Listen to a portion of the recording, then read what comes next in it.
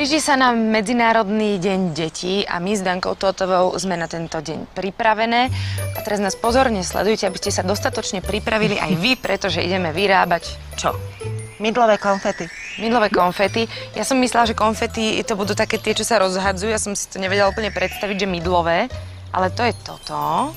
To sú tieto konfety farebné a to je vlastne mydlo. Áno, je to mydlová hmota. A inak toto môžu robiť aj deti spolu s rodičmi. Práve preto, však. že je to výborná téma na MDD, čiže sa môžu robiť nejaké kreatívne aktivity, okrem toho, že sa budú robiť nejaké sladkosti, tak môžeme sa potom mohli poumývať s detičkami. Budete mať také čisté deti, ako nikdy. Tak keď máme olejom potretú tácku, tak na ňu budeme, predpokladám, niečo líjať. Áno, roztopíme si tú mydlovú hmotu našu, klasickú, čo už sme niekoľkokrát robili. Zafarbíme, ovoňame. A čím ju farbíme? Farbíme farbivami do kozmetiky alebo do mydiel. Tak. Takže takto to nalejeme. Toto asi za asistencie rodičov radšej však. Tá mydlová hmota nie je nejaká horúca, má maximálne nejakých 40 stupňov, on to tak hrozivo vyzerá, ale vôbec nie. Ale ono to vonia. Áno, veď sme to navoňali. Čím sme to navoňali? A týmto? Ževačkovou vôňou. Zeleným jablkom. Zeleným jablčkom. To je nejaký olej, teda vonný, ktorý Vonný olej, alebo vôňa do kozmetiky. Nie je kozmetický závad. Alebo nemusíme. Ale nie, je to krásne. Necháme to trošku vytuhnúť a potom budeme sa hrajkať s formičkami, s deťmi. Ale sa môžeme s Kristínkou hrať. Ja som ešte maličká. No. Ja oslavujem MDD, naozaj. No, jednoznačne. Tak počkáme chvíľočku, trošku zavedne. Ak to robíme vonku, ako my, v záhrade, tak to bude za pár minút. Aha, naozaj. No a teraz sa hrajkame s deťmi, takže Kristínka, zlatinko moje, ideme na to. Takže jedno vedľa druhého. Môžem si potom vreckové vypýtať od teba? Aha, tak na to neodpoveď. Jak to ide, dobre. Tak, a máme mydielko.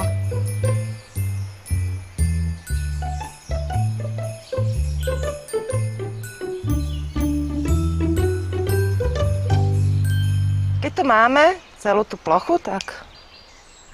Vytiahneme ten...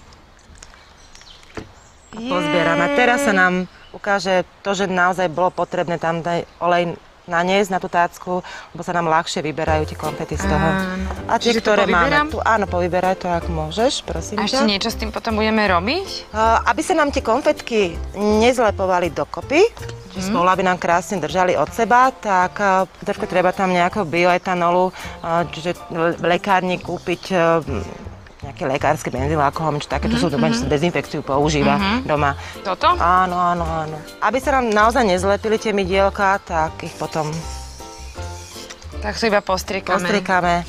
A keď nám uschnú, tak Kristinku poprosím, urobíš darčeky pre detičky. Celofánový sáčok. A prídu nejaké deti? Prídu detičky. Dobre.